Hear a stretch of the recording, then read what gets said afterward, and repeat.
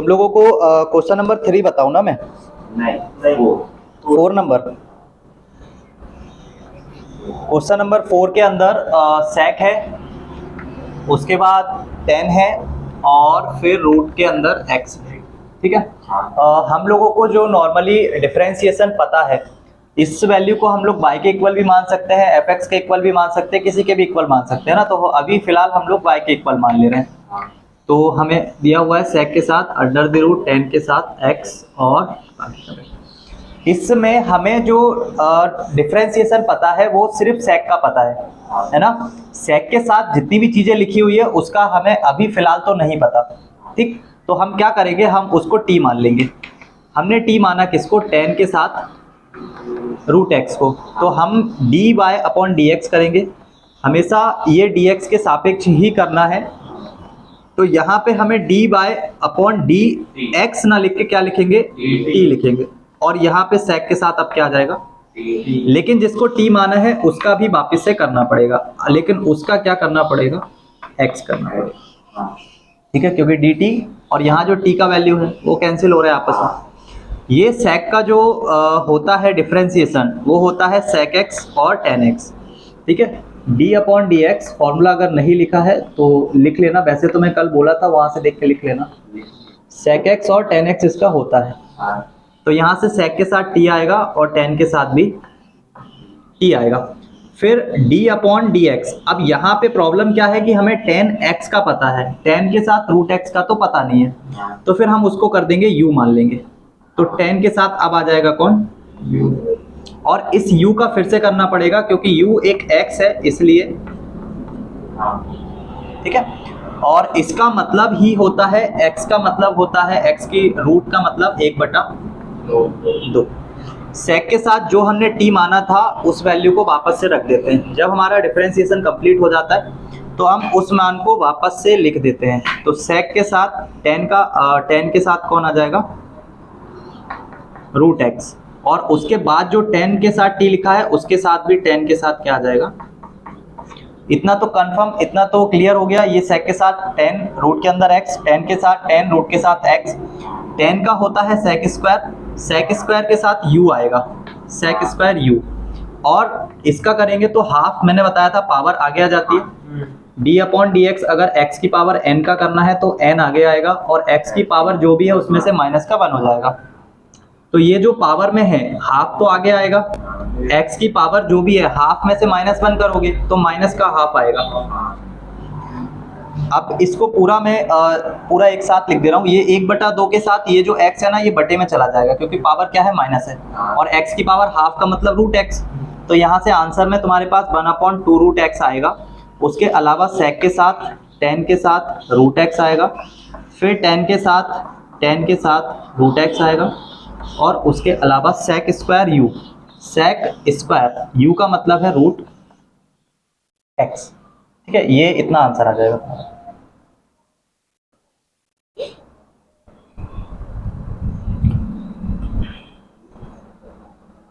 क्या नहीं आया बताओ? ये वाली लाइन, ये वाली, इसका तुम्हें पता नहीं है तो तुमने इसको मान लिया है u, और उस u को हम बाद में रखेंगे भी। ठीक है, अभी फिलहाल हमने u माना है तो 10 की जगह 10 रूट x की जगह पे u आ गया, और इस u का हमें फिर से करना रहेगा। तो d अपॉन डी एक्स किसका वापस से करा है? x का मतलब u का, जो भी u माना था। ठीक है, अब ये तो क्लियर हो गया। सेक के साथ t का वैल्यू रखते चलो, 10 के साथ t का वैल्यू आएगा, फिर d अपॉन डी यू करोगे 10u का। 10 का होता है d upon D x of 10x का होता है सेक स्क्वायर x। तो हमने 10 का लिखा है सेक स्क्वायर, u की जगह पे u आ गया। x की पावर हाफ का ये लिखा हुआ है, पावर आगे आएगी, पावर में से एक माइनस होगा, तो वो एक जो है वो ऐसे करके, तो हाफ मतलब आधा, उसमें से पूरा एक माइनस करेंगे तो माइनस का हाफ बचेगा, तो वो लिखा हुआ है। उस माइनस हाफ को नीचे लेकर जाओगे तो वो पॉजिटिव x की पावर हाफ बन जाएगा। ठीक है, क्योंकि बटे से जब भी वैल्यू ऊपर जाती है माइनस लग जाता है, बटे से ऊपर से नीचे आएगी तो माइनस हट जाएगा। तो ये x की पावर हाफ आएगा पॉजिटिव, जिसको हमने लिख रखा है हाफ के साथ अंडर द रूट x। ये 1/2 तो अलग है, हाफ ये वाला अलग है, ये वाला हाफ अलग है। तो ये रूट एक्स। उसके अलावा ये sec लिखा हुआ है, ये tan लिखा हुआ है, tan के साथ ये tan लिखा हुआ है, ये sec स्क्वायर u जिसको माना था उसका मान लिख दिया। और एक चीज और याद रखना, साइन स्क्वायर साइन एक्स का होल स्क्वायर, इसका मतलब ये होता है, ये स्क्वायर जो उसका x है उसके पास नहीं जाता, सिर्फ किसके पास जाता है, साइन के पास। ठीक है, तो वहां से अगर ये कंफ्यूजन भी रहेगा तो ये नहीं करना कि रूट एक्स को x लिख दो, नहीं होगा वो। ठीक है, ठीक है, एक बार मैं पहले फॉर्मूला लिख दे रहा हूँ, उसके बाद हम लोग क्वेश्चन स्टार्ट करते हैं। ठीक, अगर हमारे पास यहाँ पे क्वेश्चन में डी अपॉन डी एक्स अगर निकालना है और कैसे फंक्शन का, जिसमें कि 1 के बटे में 1 है, तो उस केस में जब हम इसका डिफरेंशिएशन निकालते हैं तो इतना याद रखते हैं कि सेकंड को फर्स्ट टाइम हम सेकंड को ही रखते हैं और फिर डी अपॉन डी एक्स निकालते हैं किसका, यू का, फिर माइनस का चिन्ह लगता है, फर्स्ट वाले को होल्ड करके फिर निकालते हैं सेकंड वाले का, और इन दोनों के बटे में जो भी हमारा हर का वैल्यू है उसका स्क्वायर आता है। ठीक है, ये तो हो गया फॉर्मूला। क्वेश्चन नंबर है 5। क्वेश्चन नंबर 5 में साइन के साथ ऊपर दिया हुआ है ए एक्स प्लस बी और नीचे में कॉस के साथ दिया हुआ है सी एक्स प्लस बी। तो इसमें फॉर्मूला अप्लाई करते समय हम लोग इसको बाय के इक्वल मान लेते हैं, तो हमें निकालना है D by upon D x, जो कि आएगा द्वितीय फलन और प्रथम का अवकलन। फिर प्रथम को होल्ड करेंगे और द्वितीय का क्या करेंगे, अवकलन करेंगे, और नीचे की तरफ इन दोनों के बटे में आ जाएगा द्वितीय फलन का स्क्वायर। अब वापस से मैंने अभी जस्ट बताया कि जब इसका स्क्वायर करेंगे तो सिर्फ कॉस का स्क्वायर होगा, बाकी की वैल्यू सेम रहेगी। कॉस सी एक्स प्लस डी, अब यहाँ पे तुम लोगों को नॉर्मली जो डिफरेंशिएशन पता है वो इसके एक अगर साइन के साथ x आता है उसी का पता है, तो हमने इसको मान लिया t। अगर इसको t मानोगे तो यहाँ पे d अपॉन डी टी करोगे, किसका, साइन t का, फिर यहाँ पे dt अपॉन डी एक्स लिखना पड़ेगा, dt अपॉन डी एक्स किसका करोगे, इसका, तो ये b तो अचर हो गया, तो सिर्फ कौन निकल के आएगा, a। समझ गए ना, तो यहाँ पे cos के साथ में सी एक्स प्लस डी तो ऐसा ही का ऐसा आएगा, साइन का d अपॉन डी टी करोगे तो क्या मिलेगा, cos मिलेगा, और t आएगा उसके साथ, t किसको मानोगे, ए एक्स प्लस बी को, तो वो आ गया, और ए एक्स प्लस बी का डी अपॉन डी एक्स करोगे तो वहां से सिर्फ बचेगा। ठीक है, तो थोड़ा सा हमने डायरेक्ट किया है, देख लेना उसको।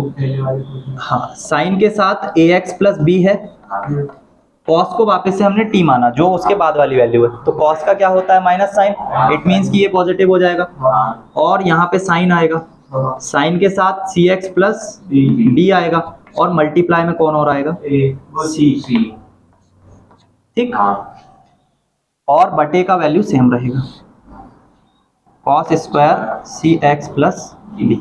कैंसिल आउट नहीं होगा क्योंकि सारी चीज़ें ही अलग अलग हैं, और फॉर्मूला भी नहीं बना सकते, नहीं फॉर्मूला बना सकते, नहीं फॉर्मूला बना सकते हैं फॉर्मूला। ठीक है, cos ए cos बी प्लस साइन ए साइन बी, cos ए माइनस बी का फॉर्मूला हम यहाँ पे बना सकते हैं। बाकी फॉर्मूले में प्रॉब्लम ये करेगा ए और सी, है ना, इसलिए फॉर्मूला नहीं बनाना, यहीं तक कंप्लीट है। ये तुम्हारा D by upon D x या बाई डैश का वैल्यू आ जाएगा। ठीक है, कंप्लीट है यहीं पे।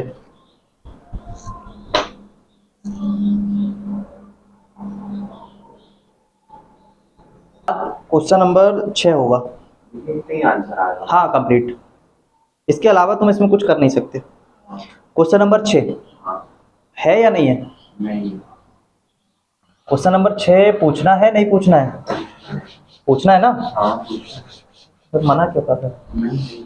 क्वेश्चन नंबर 6, इसमें cos के साथ लिखा हुआ है x की पावर 3 और डॉट में लिखा हुआ है साइन स्क्वायर, और उसके अलावा लिखा हुआ है x की पावर 5। तो सबसे पहला तो यहाँ पे ये चेक करो कि ये फॉर्मूला कौन सा अप्लाई होगा यहाँ पे। कल तुमको मैंने पॉजिटिव वाला बताया है, नेगेटिव वाला, तो ये चीज मैंने बोली थी पॉजिटिव नेगेटिव यूज नहीं होते।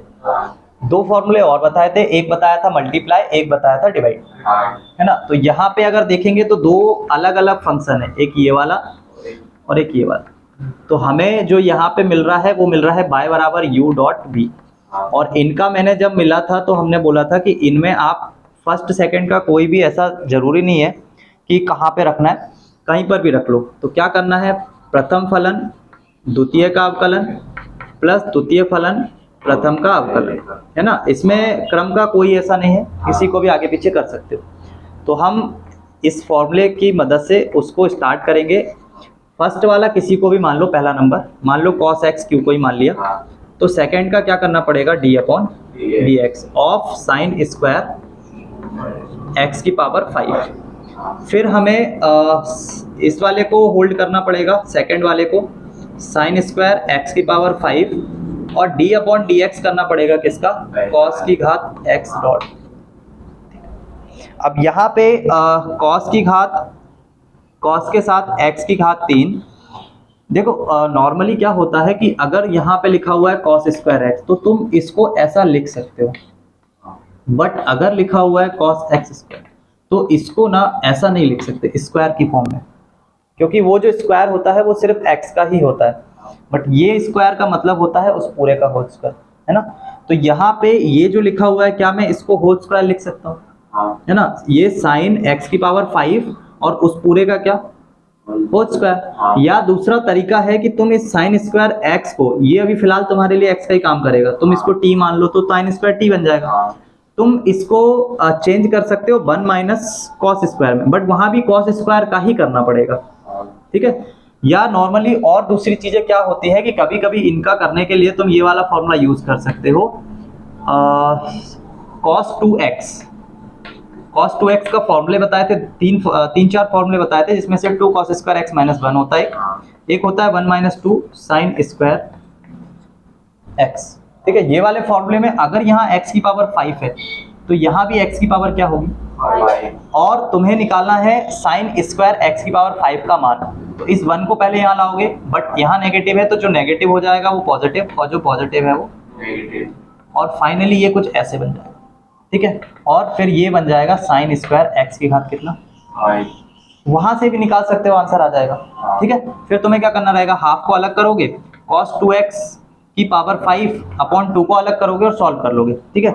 यहाँ फिलहाल हम इसको मान ले रहे हैं, इस पूरे को, कि ये पूरे का होल स्क्वायर है, d upon D x of sine x की पावर 5 और उस पूरे का क्या, और बाकी का साइन स्क्वायर x की पावर 5 मल्टीप्लाई, इसका करते समय हमें वापस से इसको t ही मानना पड़ेगा, तो dt मान लिया। अब थोड़ा सा डायरेक्ट इसलिए क्योंकि यहाँ t मान लोगे तो फिर यहाँ t में प्रॉब्लम जाएगी, t के दो अलग अलग मान होंगे और यहाँ सेम हो जाएंगे t, इसलिए थोड़ा सा हम डायरेक्ट कर रहे हैं कि हमें इसको t मानना पड़ेगा।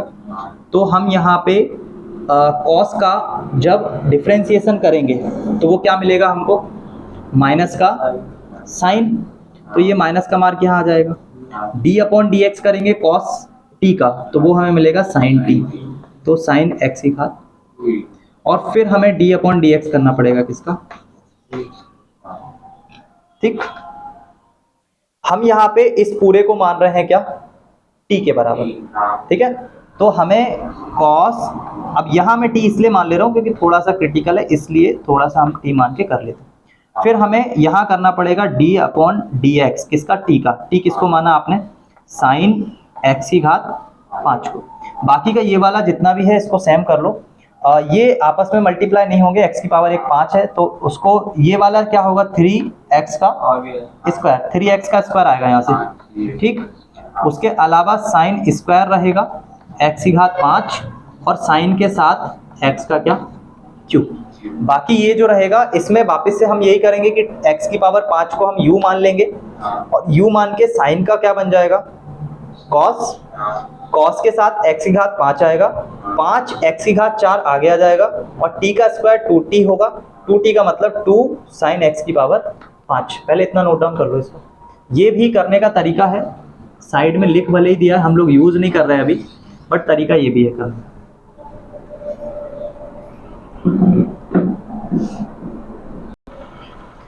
यहाँ पे सिर्फ इसका हम लोगों को और डिफरेंशिएशन करना है, तो कॉस की घात कॉस के साथ x की घात 3 डी बाई डी टी होगा तो 2t आएगा, 2 को आगे ले लेते हैं। t का जो वैल्यू हमने माना था वो साइन x की घात 5 को माना था। और उसके अलावा d अपॉन डी, इसका थोड़ा सा मैं डायरेक्ट कर रहा हूँ, साइन का क्या बनेगा कॉस, और उसके साथ x की घात कितना आ जाएगा 5, और इसके साथ हमारे पास 5x की घात 4 और आएगा। ठीक, और बाकी का जो लिखा हुआ है वो सेम का सेम लिख देना है। तो -3 की घात x स्क्वायर, साइन के साथ स्क्वायर और x की घात 5 और साइन के साथ x की घात 3। ठीक है, यहाँ तक कंप्लीट है। इसके बाद कुछ करने के लिए इसमें बच नहीं रहा। कॉमन ले सकते हैं बट कॉमन लेके कोई फ़ायदा नहीं मिलेगा। साइन x की घात 3 है जो कि कॉमन नहीं आ सकता। साइन x की घात 5 है, वो साइन x की घात 5, सिर्फ यही एक है बस। क्या करोगे, एक लाइन में कॉमन ही आएगा, उसके अलावा कुछ नहीं होगा। ठीक है, एक बार आंसर शीट में इसका आंसर और चेक कर लेना। इतने बड़े बड़े आंसर दे रखे हैं क्या।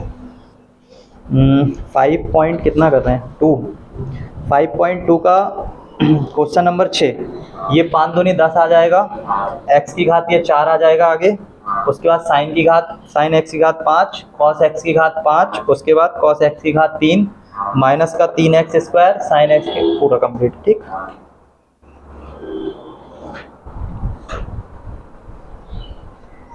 क्वेश्चन नंबर 4 भी तुम लोगों ने 4 तो ठीक है। 5वें का आंसर कंप्लीटली एक लाइन में बहुत बड़ा आंसर है। और फिर उसके बाद आ जाएंगे 7 नंबर पे, उसके बाद 8 नंबर। इतने तो कोई मतलब अपने जैसे लोग तुक्के भी मार के आए तो हो जाते हैं।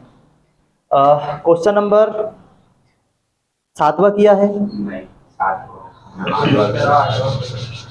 8वां हो गया ना।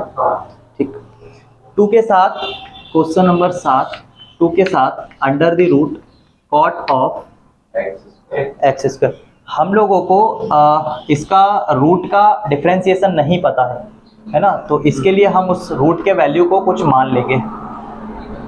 और दूसरी बात कि कॉट का वहाँ पे डिफरेंशिएशन लिखा हुआ है कॉसेक स्क्वायर, जैसे tan का सेक स्क्वायर होता है, कॉट का कॉसेक स्क्वायर होता है। इतना याद रखना कि जो भी डिफरेंशिएशन में सी वाले वर्ड आते हैं, उन सी वाले वर्ड का डिफरेंशिएशन नेगेटिव होता है। ठीक है, तो इसका अगर मैं dy/dx निकालने जाऊंगा तो मुझे ये जो 2 है ये तो कॉमन बाहर कांस्टेंट वैल्यू है तो बाहर रहेगा ये। यहाँ पे d/dt करना पड़ेगा। t हमने अब किसको मान लिया है यहाँ पे, इस पूरे को, है ना, तो t की पावर कितना आ जाएगा हाफ। और यहाँ करना पड़ेगा d/dx किसका, कॉट ऑफ एक्स स्क्वायर का। हमने जो t माना है वो माना है कॉट ऑफ एक्स स्क्वायर को। ठीक, तो dy/dx बराबर, इतना और याद रखो कि t की पावर हाफ का जब डिफरेंशिएशन करते हैं तो बटे में 2 के साथ रूट के अंदर t चला जाता है। मतलब 1/2 रूट x जो है डिफरेंशिएशन होता है किसी भी रूट की वैल्यू का। रूट x का differentiation half of root x, क्योंकि ये काम आएगा अगर तुम्हारे पास इंटीग्रेशन जब इसका करोगे ना तो वापस से यही मिलता है। इंटीग्रेशन डिफरेंशिएशन जस्ट एक दूसरे के उल्टे हैं। तो जो डिफरेंशिएशन का वैल्यू आता है अगर उसका इंटीग्रेशन कर दोगे तो वापस से जो वैल्यू है डिफरेंशिएशन की वो आ जाएगी। तो इसका समझ में आ गया कि इसका t की पावर हाफ का 1/2 रूट t होगा। बाकी का जो है हमें इसका नहीं पता तो हम इसको मान लेंगे u, और फिर उस u का कर देंगे d/dx मतलब x स्क्वायर का। यहाँ से 2 से 2 कैंसिल, 1/रूट के अंदर t का मतलब हो जाएगा cot x का स्क्वायर, ये आ गया। cot का मैंने बताया कि cosec स्क्वायर होता है, cosec स्क्वायर u का मान कितना रहेगा एक्स स्क्वायर। ठीक है, थोड़ा सा डायरेक्ट है यहाँ पे, चलो एक लाइन और लिख लेना। u यहाँ पे मैं लिख दे रहा हूँ, बाकी u हमने किसको माना है यहाँ लिख दे रहा हूँ। u बराबर माना है एक्स स्क्वायर। ठीक है, तो हाँ ठीक है, अभी समझ में आ जाएगा ना वहाँ से।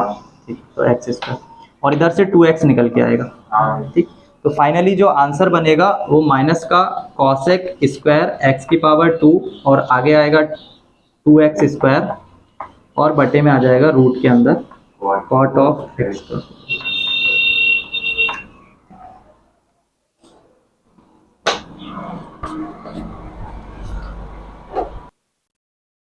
इसके बाद इसमें करना कुछ नहीं है, बस कॉसेक को, कॉसेक किसका उल्टा होता है, कॉसेक साइन का उल्टा होता है। कॉसेक एक्स बराबर होता है 1/sin x, है ना। तो अगर ये वैल्यू हमारे पास स्क्वायर में है है ना। माइनस के 2x² को तो हम होल्ड कर रहे हैं, ये सारा का सारा वैल्यू हमारा y डैश के इक्वल चल रहा है, और -2x² को हमने होल्ड किया। उसके बाद जो cosec स्क्वायर x² है, तो इस केस में ये जो है इसका स्क्वायर करोगे तो इसका भी स्क्वायर होगा। इट मीन्स कि इसको लिखोगे 1 साइन का स्क्वायर और x का भी क्या स्क्वायर। और जो cot x है ना उसको लिख सकते हो, cot को लिख सकते हो cos ऑफ x का square upon sine of x का,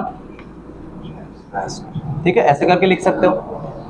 अब इस वैल्यू को हम लोग नीचे लेकर आ जाते हैं, तो y डैश बराबर हमें मिल जाएगा माइनस का 2x² जो कि ऊपर ही रह जाएगा, और बटे में हमारे पास ये वैल्यू जो ये हर का हर में ही गुणा होता है ना, तो इसको मैं नीचे लिख दे रहा हूँ, साइन के साथ उसका स्क्वायर और x की पावर 2, और इसके साथ मल्टीप्लाई में आ जाएगा ये रूट का वैल्यू।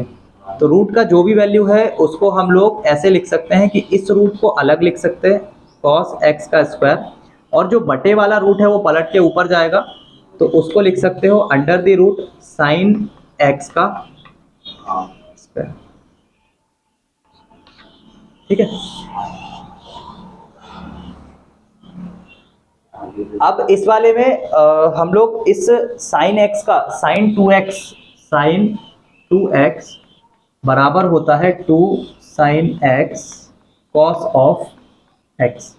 तो उस केस में अगर यहाँ पे जब 2x होता है तो इनके साथ हाफ हाफ करके आता है ना, ये 2 का हाफ हुआ तब यहाँ x आया, ये 2 का हाफ हुआ तब यहाँ x आया।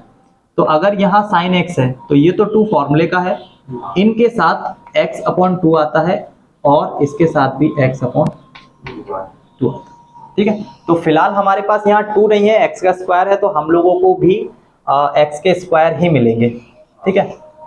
थोड़ा सा रुक जाओ, यहाँ पे किसी हालत में नहीं कर पाओगे।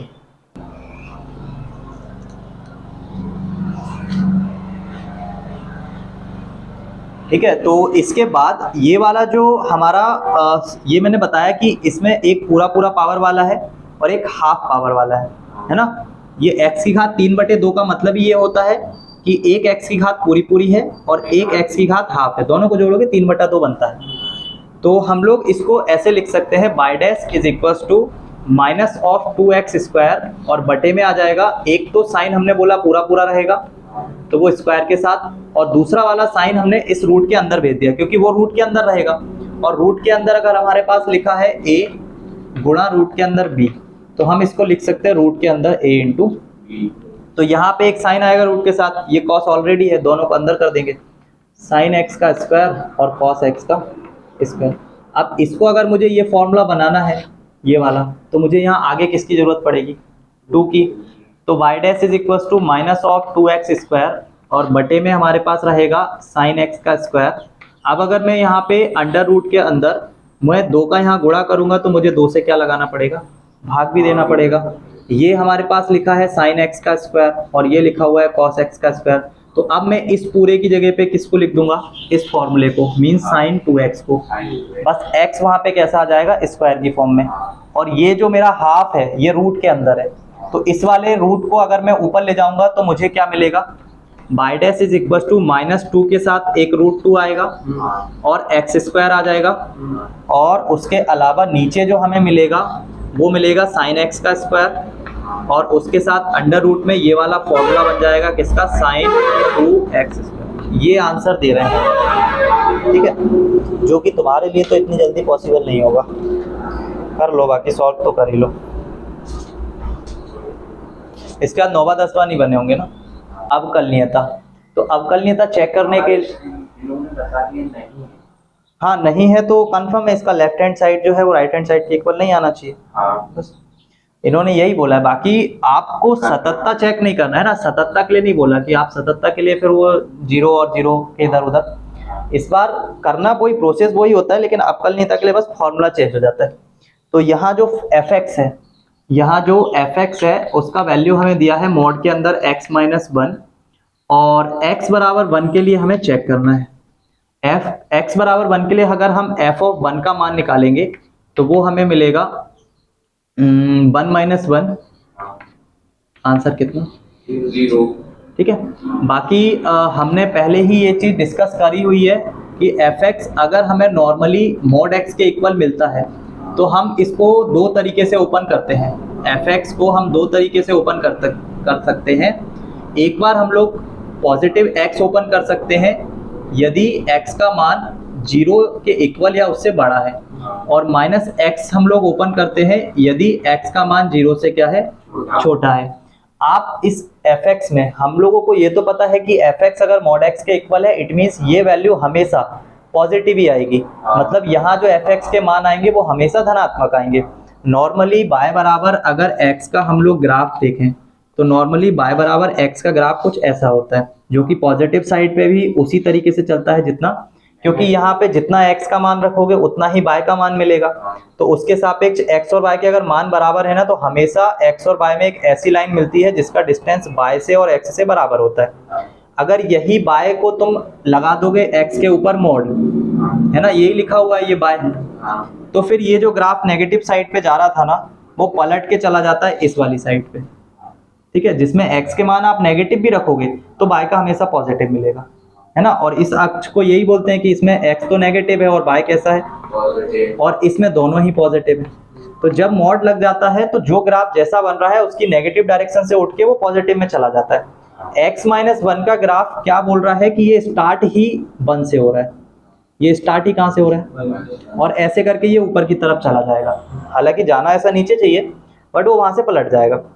तो यहाँ पे जब हमारे पास मॉड के अंदर वैल्यू आता है तो ओपन करने का तरीका ये होता है, आप यहाँ पे x का मान कोई भी नेगेटिव वैल्यू रखो, मान लो -1 रखा तो ये माइनस उस -1 को क्या बना देगा, तो fx का मान आखिरकार तो तुमको पॉजिटिव ही मिल रहा है ना, चाहे कुछ भी रखो।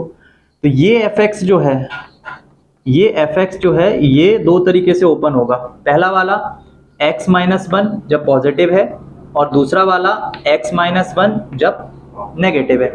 यहाँ पे हम बोलेंगे कि x-1 का जो मान है a greater than and equal 0 रहेगा, और यहाँ पे हम बोलेंगे कि x का जो मान है वो लेस देन क्या रहेगा, x-1 का जो मान है वो क्या रहेगा, लेस देन 0। अगर मैं यहाँ से देखूंगा तो हालांकि क्वेश्चन में ऑलरेडी बोल दिया है x बराबर किसके लिए चेक करना है, यहाँ से भी देखोगे तो x का मान ग्रेटर देन एंड इक्वल बना जाएगा, 1 को उधर लेकर जाओगे तो हम लोग इसमें 1 के लिए चेक करने जाएंगे तो सबसे पहले हम निकालेंगे लेफ्ट हैंड लिमिट।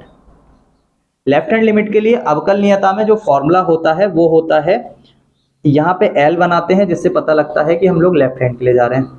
उसके बाद ये जो है अवकलनीयता चेक कर रहे हो, अवकलनीयता में जो फलन होता है उसका डिफरेंशिएशन हो चुका होता है, तो f'1 के लिए चेक करते हैं।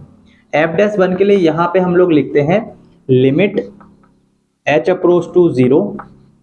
सबसे पहले हम यहाँ निकालते हैं f(1 - h), फिर हम निकालते हैं f(1) और बटे में हम लोग निकालते हैं h का वैल्यू। बट h यहाँ पे जब लेफ्ट हैंड साइड पे जाते हैं तो h को हम लोग कैसा लेते हैं, नेगेटिव लेते हैं। फॉर्मूला ये x को ओपन करने की जगह पे लिख दे रहा हूँ, ठीक है, हालांकि लिखवा रखा है कॉपी में।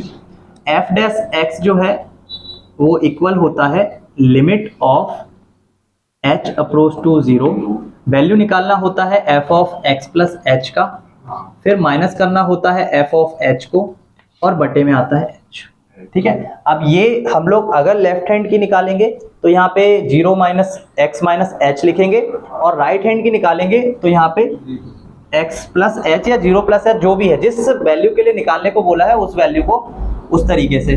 बस लेफ्ट हैंड साइड पे याद रखना यहाँ नेगेटिव मार्क लगेगा h में, और राइट हैंड साइड में वो पॉजिटिव के साथ आएगा।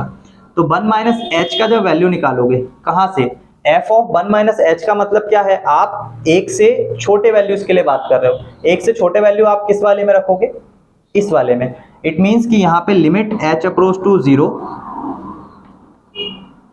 माइनस के साथ x की जगह पे 1 - h और माइनस का 1, और f(1) के लिए अगर इसका मान निकालोगे, f(1) के लिए देखो कहाँ से निकालोगे, यहीं से निकालोगे, क्योंकि यहीं पे x - 1 किसके इक्वल है, 0 के। तो x यहाँ पे 1 रख दो, x का मान, तो 1 - 1, अभी फिलहाल मैं इसको ब्रैकेट में लिख के चलूंगा, ठीक है, 1 - 1, और बटे में है हमारे पास क्या, माइनस का h। अब इसको सॉल्व करोगे तो 1 से 1 वो हो गया 0, ये 1 से 1 ये वाला भी हो गया कैंसिल, ये माइनस एच ये भी हो गया प्लस एच, और एच से एच कैंसिल हो जाएगा, आंसर आ जाएगा माइनस का 1। यहां से माइनस का 1 मिला। अब तुम इसकी राइट हैंड लिमिट निकालने जाओगे, और राइट हैंड लिमिट निकालते समय यहां पे हम लोग सिर्फ क्या करेंगे, r उसके बाद एच एल लिखेंगे, और यहां पे भी प्रदर्शित कर देंगे कि हम r राइट हैंड के लिए निकाल रहे हैं f डैश 1 का वैल्यू। इसको निकालने के लिए हमें लिखना पड़ेगा limit h approach to 0, f of 1 plus h निकालेंगे, इस बार माइनस करेंगे उसमें से f ऑफ 1 का वैल्यू, और बटे में लिखेंगे h को। Limit h approach to 0, f of 1 plus h का वैल्यू देखोगे तो 1 प्लस h का मतलब है एक से बड़े मान, किस में रख सकते हो, इसी में रखोगे। तो इसमें रखोगे तो ये बनेगा 1 प्लस h और माइनस का क्या 1, ठीक है, 1 प्लस h माइनस का 1, और f ऑफ 1 का मान वापस से क्या आने वाला है, 0 ही आएगा। इसमें देखोगे तो तुम्हारा 1 से 1 कैंसिल, h से h कैंसिल, आंसर कितना आएगा। यहाँ पे लेफ्ट हैंड लिमिट जो है वो राइट हैंड लिमिट के इक्वल नहीं है, और जब ये चीज हमें मिलती है तो हम उस समय पे फलन को क्या बोल देते हैं, अवकलनीय नहीं है, सतत भी नहीं होगा, अवकलनीय भी नहीं होगा, है ना। तो इस कंडीशन पे यहाँ पे जो हमारा LHL है वो नॉट इक्वल आ रहा है RHL के, उस केस में ये जो फलन होगा वो कैसा हो जाएगा, अवकलनीय नहीं होगा। ठीक, करो जल्दी से।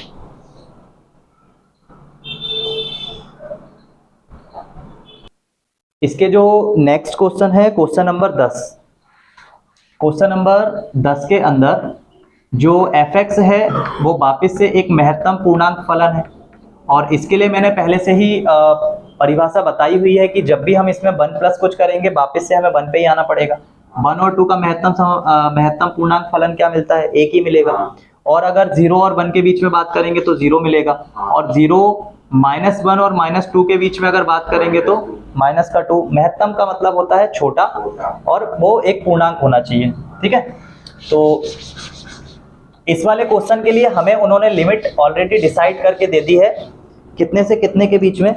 अच्छा, ये जो महत्तम पूर्णांक फलन है ना, ये 0 से कितने के बीच में है, 3 के बीच में है, और हमें जो चेक करने के लिए बोला गया है वो 1 और 2 के लिए बोला गया है। तो इसमें सबसे पहले तुम f ऑफ 1 का मान निकालोगे, f ऑफ 1 का मान 1 ही मिलेगा, f ऑफ 2 का मान निकालोगे वो 2 मिलेगा, क्योंकि x जो है 0 से 3 के बीच में, और इनके महत्तम पूर्णांक जो है यही मिलने वाले। अब इसके लिए तुम सबसे पहले x बराबर 2 के लिए जाओगे। x बराबर 2 के लिए लेफ्ट हैंड लिमिट में लेफ्ट लिखेंगे, f डैश किसका मान लिखेंगे, x बराबर सबसे पहले 1 के लिए चेक कर रहे हैं तो यहाँ पे 1 लिखोगे, f डैश 1, और यहाँ पे मैंने जैसे कि बताया था कि लिमिट h अप्रोच टू 0, यहाँ पे लिखोगे f ऑफ किसके लिए निकाल रहे हो, 1 के लिए, तो 1 माइनस h रखोगे, और यहाँ पे f ऑफ 1 का मान निकालोगे, और बटे में लिखोगे माइनस का h। f of 1 minus h का मतलब हो जाएगा इस ब्रैकेट के अंदर 1 माइनस h, और उसके अलावा यहाँ पे आएगा कितना 1, और यहाँ पे आएगा माइनस का h, और बाकी का यहाँ लिख दोगे लिमिट h अप्रोच टू 0। ठीक है, यहां से जब आंसर चेक करोगे तो 1 माइनस h, 1 में से कुछ भी माइनस करोगे तो किसके अप्रोक्स जाओगे, 0 के अप्रोक्स जाओगे। 1 माइनस h में से कुछ भी माइनस करोगे, मान लो तुम्हें निकालना है 1 में से कुछ भी माइनस का h करना है, 0x जो है, लेकिन ये 0 नहीं हो सकता, x का मान क्या नहीं हो सकता, 0, और x का मान 3 भी नहीं हो सकता, आपको 1 या 2 ही लेना है। तो 1 में से कुछ भी माइनस करो, लौट के किसके पास आना पड़ेगा, 1 के ही पास आना। अरे 1 में से कुछ, 1 और 2 यहाँ पे हैं, 1 में से कुछ माइनस करो तो वापस से किसके पास ही आना पड़ेगा, क्योंकि महत्तम पूर्णांक नंबर तो 1 ही मिलेगा उसके नजदीक में। 0 ले सकते थे बट 0 इसने क्या कर दिया, नहीं लेने के लिए बोला है, तो फिर वापस से महत्तम पूर्णांक कितना मिलेगा, 1 ही मिलेगा, और 1 में से 1 जाएगा तो आंसर क्या आ जाएगा, 1 में से यहां से देखो 1 माइनस h में तुम्हें सिर्फ 1 ही मिलेगा, और यहाँ पे माइनस का 1 है, ठीक है, -1 और -1। अच्छा छोड़ो, h का वैल्यू रख दो 0, यहाँ पे भी h का वैल्यू 0, और 1 में से 1 जाएगा तो ऊपर की तरफ तुम्हें क्या मिलेगा, 0 मिल जाएगा। और उसके अलावा मान लो 1 में से 1 हटा भी दोगे तो भी h के बटे में h मिलेगा, h से h कैंसिल, आंसर तब भी अगर देखना वैसे भी देखो 1 में से इसको पूरा ओपन, अरे यार यहाँ पे चलो एक चीज लिख दे रहा हूँ मैं, यहाँ पे ब्रैकेट में लिख लेना, 1 माइनस h का जो वैल्यू है ना वो कितना मिलेगा, तो उस कंडीशन पे ऊपर वाला 1 और इधर वाला 1 दोनों एक दूसरे को क्या कर देंगे, 0। अब तुम्हें क्या निकालना है, आर एच एल निकालना है, वो निकालोगे आर ऑफ एफ डैश 1 के लिए, तो वो हो जाएगा limit H approach to 0। F of किसके लिए निकालोगे, और एफ ऑफ 1 और बटे में अब एच कैसा आएगा, पॉजिटिव। एक चीज याद रखो, अब 1 प्लस एच के लिए जब यहाँ पे लिखोगे लिमिट एच अप्रोच टू कितना 0, 1 प्लस एच, अब 1 प्लस एच के लिए किस वैल्यू को डिफाइन करोगे, 2 को करोगे। क्यों 2 को करोगे, क्योंकि तुम्हारे पास 1 पे से कुछ भी प्लस करोगे तो उसके नियरेस्ट वैल्यू तुम्हें जो महत्तम पूर्णांक मिलेगा वो कितना मिलेगा, 2 मिलेगा। इट मीन्स कि वहां पे 2 आएगा, 2 में से 1 जाएगा तो 1 बचेगा, और आंसर में आ जाएगा limit H approach to 0 1/h। ठीक है, और 1/h में h का वैल्यू रखोगे तो यहाँ से आंसर मिलेगा 1/0। 1/0 का मतलब इंफिनिटी। अब देखो लेफ्ट हैंड और राइट हैंड क्या इक्वल आ रहे हैं क्या, तो फिर 1 पे ये क्या हो जाएगा, आपका लिए नहीं होगा। ठीक, इसके बाद 2 के लिए चेक करना है तो वो तुम लोग खुद करोगे। 2 के लिए जब चेक करने जाओगे तो 2 के लिए हमेशा एक बात याद रखना, 2 से छोटे के लिए जाओगे तो महत्तम पूर्णांक कितना मिलेगा, 1 मिल जाएगा, और 2 से बड़े के लिए जाओगे तो महत्तम पूर्णांक 2 ही मिलेगा। उसके लिए चेक कर लेना, सेम यही प्रोसेस लगाना है। ठीक, 5.3 इसके बाद नेक्स्ट क्लास में एड कर दूंगा।